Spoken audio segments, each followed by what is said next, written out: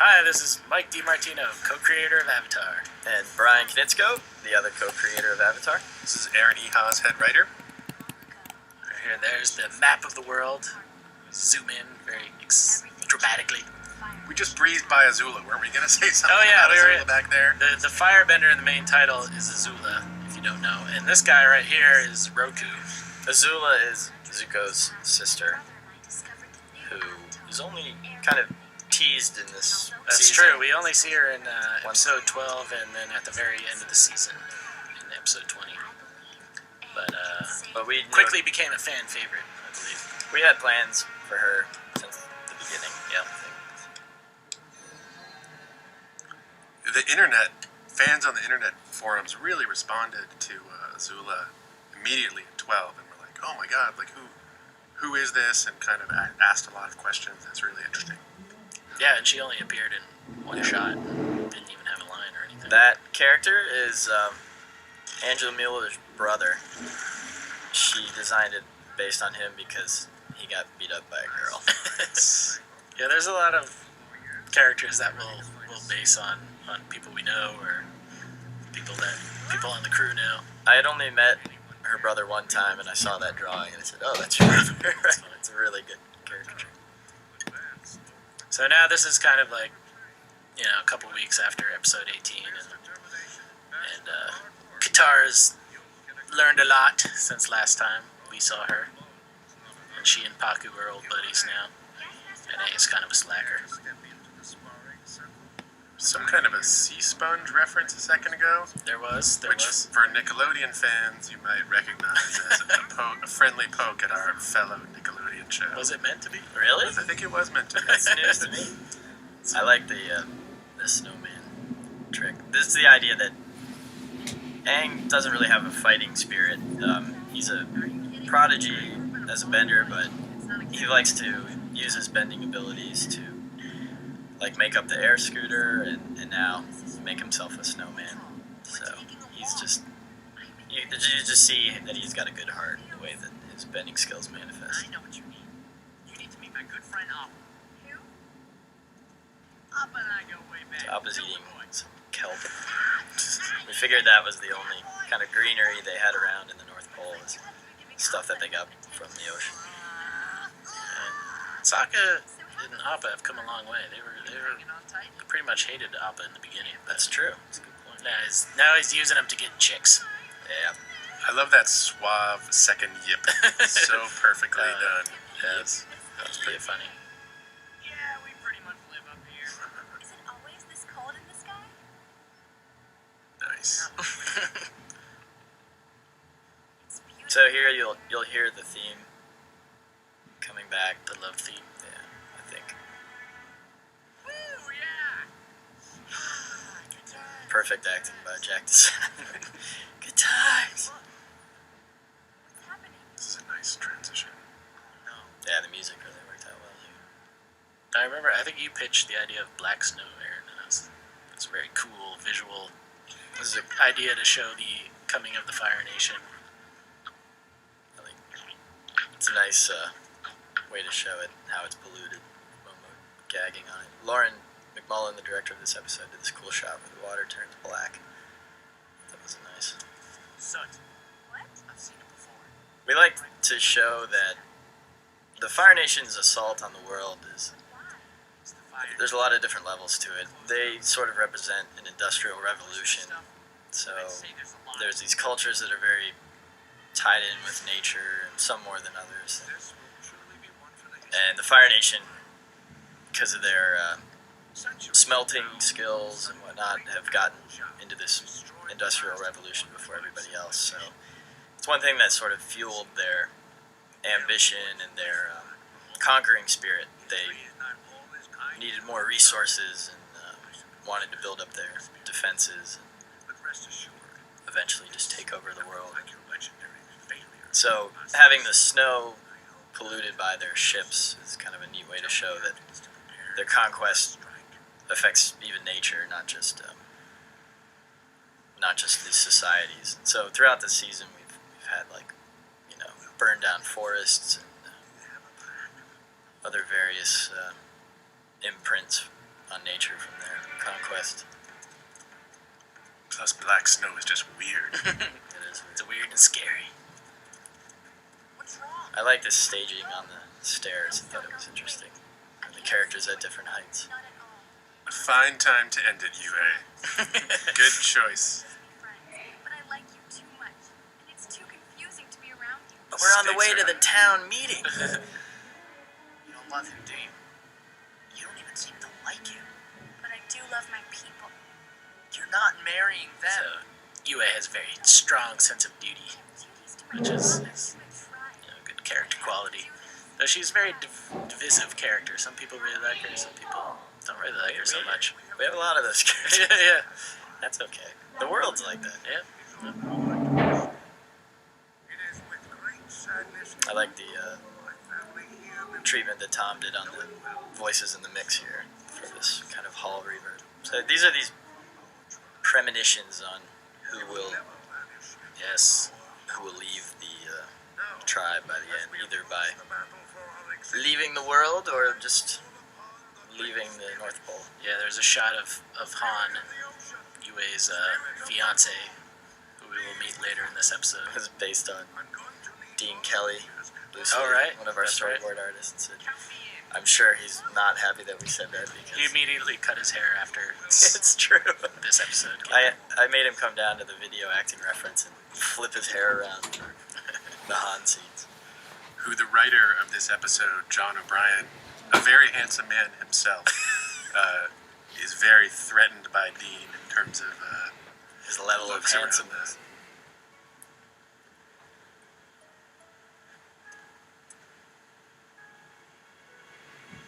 So here's the theme. Here's the theme that you first hear Uncle singing in the 18th chapter, and it comes back as the love theme. We really should put out Uncle Iroh's greatest hits. Totally, he should should do his put own out a- album. I think he should. Yeah, that's a good idea. See, that shot right there is a bit of an homage to the main title, where Aang's back is to the camera and we pan up to the sun. Do you know the sun in the opening title is a photograph that I took Oh, that's right. while snowboarding at Whistler in Canada? You're giving away all your secrets. I'm not afraid to use the photograph.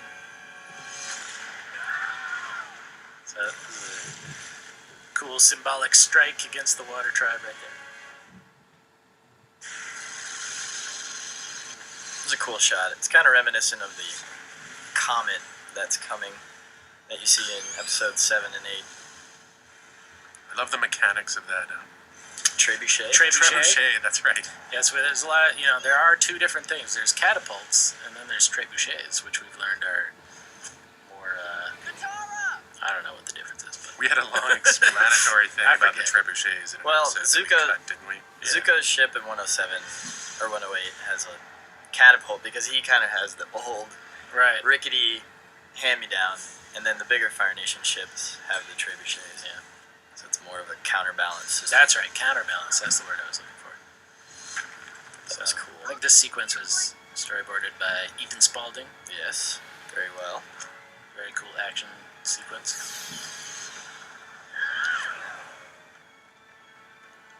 I like this shot right here. Whew. I love that. It's great. We love just accentuating Aang's acrobatic abilities since he's an airbender and he can sort of lighten his connection to the earth and float. That was great animation. It really showed the weight of that hammer. I like that. I think too what we try to do on the show is like even the big action sequences have a kind of story point to them. Where, for this instance, Aang is taking out this. We needed a big moment for Aang to kind of like be heroic and go out there and try to save the day, and he takes out this Fire Nation ship, and we see how hard it is to do that. And, Yeah, even for Aang. yeah. And he does it, and he succeeds, but then you see that That's one ship. that's one out of hundreds of ships, and it's like, even he cannot clearly do all this. That's a good point. On Avatar, because we wanted the bending to be really physical, which we've said in a lot of interviews, and I think this is a good example that there's a limit to how much energy they can output. We gotta just comment this shot right here, very reminiscent of episode 101, where you see the ship in the Southern Water Tribe that was frozen up. So you get the idea that back in the first battle in the Southern Water Tribe, waterbenders had done a similar thing to stop the ships. And they went down fighting. So this is sort of a kind of ripping on our old costume design, I think, from the pilot where there were a lot. I just kept putting spikes. Every draft of the firebenders' outfits, there were just spikes everywhere. It became kind of impractical for certain kung fu moves. Yeah. How do we know we can trust this guy? Such bold talk for a new recruit. Sokka is from our sister tribe, Han. He is a capable... So this guy is like kind of the Avatar version of a jock. Just a boneheaded dude. I like this armory. Thought that came out really cool. I think Elsa Garza did this. I want you to tell everything you know to Han. There's cool. You see the wolf Show Sokka your respect. spirit animal above the door. As for my future Sort of reminiscent of the wolf makeup that the Southern Water Tribe adorns when they go into battle. You see Sokka in it in episode 102. One other minor point about that last scene is that we were seeing Sokka kind of use the experience he's gained, and we kind of see that he's grown and that he's kind of how valuable he is to this effort, and that, Yeah, because he progresses in different ways than like Aang and Katara. He doesn't have the bending skills, but he's got other leadership and other cool qualities. Yeah, I think that's important too because, again, even though some of our characters have supernatural abilities, we always try to show that they're earned and that they have to develop the skills and a lot of trial and error and hard work and practice. So Sokka's a good way to show the mental capacities. So yeah. Anyways, back to what we were saying earlier. It's great to see that Aang, the Avatar, supposed master of all the elements, is exhausted. There's a limit to what a human being can do. Dusk. This is Dusk, right? That Yeah. we're seeing here. The Dusk colors are really great. So many of the colors. This are came out beautiful. great. Great color correction by Kevin Kerwin. A lot of those shots, the colors were really, really disparate, and he pulled them all together really well. This was another really hard scene to color correct. We tried to do Hejung Kim, the color supervisor, and I tried to do this difficult lighting situation where there was a cooler color coming from outside from the nighttime, and then this warmer color coming from the gas lamps inside of this bay. It was pretty complex, and Kevin kind of wrapped it all together nicely. Color correction is one of my favorite processes in the show. That and mixing, just because we get to put the finishing polish on everyone's hard work. This is a great musical theme too that first appeared in episode 13, Blue Spirit episode, that we've used a bunch of times for Zuko. Zuko's more emotional moments, I guess. I love that scene with Iroh too. Yeah. I love him telling him to keep his hood up and stuff like Yeah, that. yeah. So This is a great father-son type of relationship. Jeremy Zuckerman, the composer for Avatar, performed that duduk. It's I believe, an Armenian instrument, and supposed to be very difficult to play, and he just went out, bought one, and played that theme. Yeah, he's an incredible multi-instrumentalist. And he, I believe he convolved it with a brass instrument, so it took on kind of a hybrid quality. Yeah, it's just a great theme. I love it. More egos clashing. The oldest story in the world over a girl. Yeah, I like Sokka's messed up Surfer hair. though. A good little. If you notice, we decided Han's character trait is that he can never remember anyone's name, so he calls Sokka Sokka. Which a lot of people who work on the show Yeah. call him Ahsoka. This is a great sequence, also boarded by Ethan Spalding, where We knew early on that this B plot for this episode would have very little dialogue, but would be really important. I just really wanted to see Zuko's his drive and what he's willing to, the crazy situations he'll just dive headfirst into, and for his ambition. Yeah. Those were turtle seals, I believe. Yeah. That we saw. As you probably have noticed, all the animals on Avatar Most of them. are hybrids. Occasionally, the jokes usually come in the animals that are just normal animals that are not hybrids at all. People think those are the weird animals. There's a cool little backstory on the myth of water bending. This season is the water season, so it's kind of nice to. We had a lot of discussion in the writing process about how we can make this little trilogy in the end focus around water.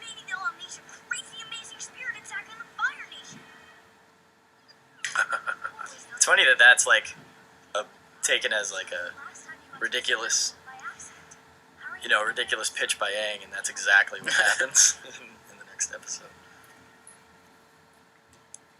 But it's cool because there's stuff in here that we set up early on in like episode 7 when he first goes to the spirit world that kind of pays off here. And I think that painting of the palace was by Bryan Evans. A beautiful painting. This is the Spirit Oasis.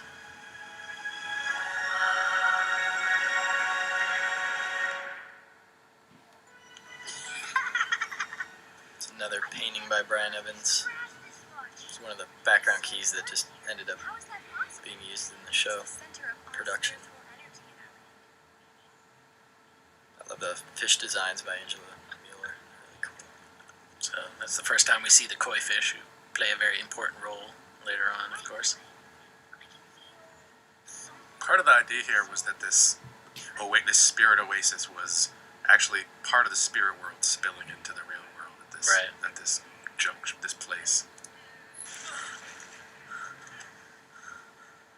I love this scene. You'll see Zuko's, if you pay attention, his skin color shifts as he warms himself up. And that's the breath of fire that Uncle advises him to use. Which is cool because it's like a real yoga thing, the breath of fire, and it's cool to visualize it in Avatar and actually make it a breath of fire where you see actual flames coming out. I like these shots a lot. Yeah, it's great underwater stuff. Again, kind of like we were talking about Sokka, seeing how he develops without bending. I think it's great to show Zuko. He's not the best firebender, and he doesn't have all the resources in the world since he's banished, but it just shows like how his drive can take him so far, and You want me to scrub the barracks? he can make it into this city even though the Fire Nation takes him a day or two to bust through. Sure. That shouldn't be too hard.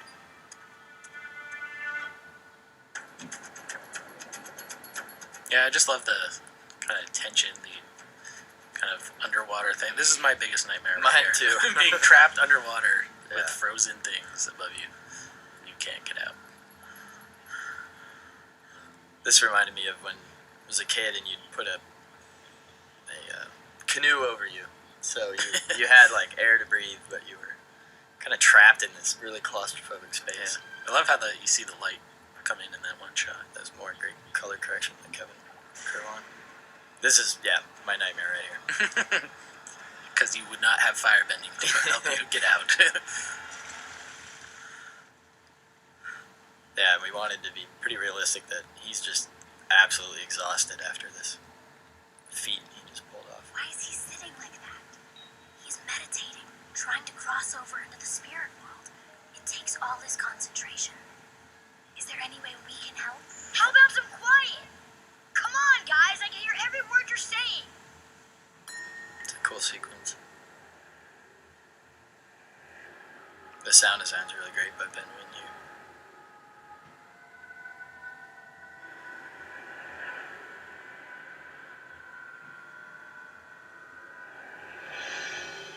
It's great being close friends with Ben, and we were roommates for 4.5 years. We were always working on electronic music and stuff, so it's great because I know what he's capable of in terms of really expressive, abstract sound. So when we get to something that's unusual like that, it's actually really easy to spot. I'm like, Ben, just do some crazy sound designs. So this is great because this is like the first time Zuko and Katara have really fought, and it's after Katara has now learned some skills, so Zuko's a little surprised by this. Yeah. We absolutely love showing characters' development and personality and what they learn, their abilities, and it was great. We've heard that a lot of kids have picked up on that. They appreciate the fact that Aang has to earn these talents. He isn't just granted them. Kids like magic karate, Brian. No, they don't. I also like Katara's story here, where she's just like she'll protect Aang at all costs, kind of thing. Which is a great story point. Yeah, we definitely play up that motherly quality in her. This sequence was storyboarded by Dean Kelly, who I went to school with. Actually, Mike and I both went to school with. It's another great color transition. It's daybreak at last. So it was another idea that we had pretty early on, where natural phenomena will enhance, they'll either augment or diminish the practitioner's bending abilities. So the Fire Nation is located on the equator, and it's closest to the sun, and so their powers are strongest during the daytime, obviously when the sun's out. I rise with the sun. So again, just trying to, it's magic, it's supernatural, but we try to make it as natural as possible, as kind of organic. Water tribe can try to resist the Yeah, I like that cut. It really shows Their the, city will fall today. I don't know, maniacal warmonger that Zhao is. Yeah. But that's great sound design there when the guitar opens up her eyes. What happened? Where's Zuko? He took Aang. He took him right out from under. Anytime we get to do backwards sounds, I'm always excited. That's cool. Yeah. This is a great theme. Jeremy Zuckerman used this prepared piano for that kind of metallic rattle.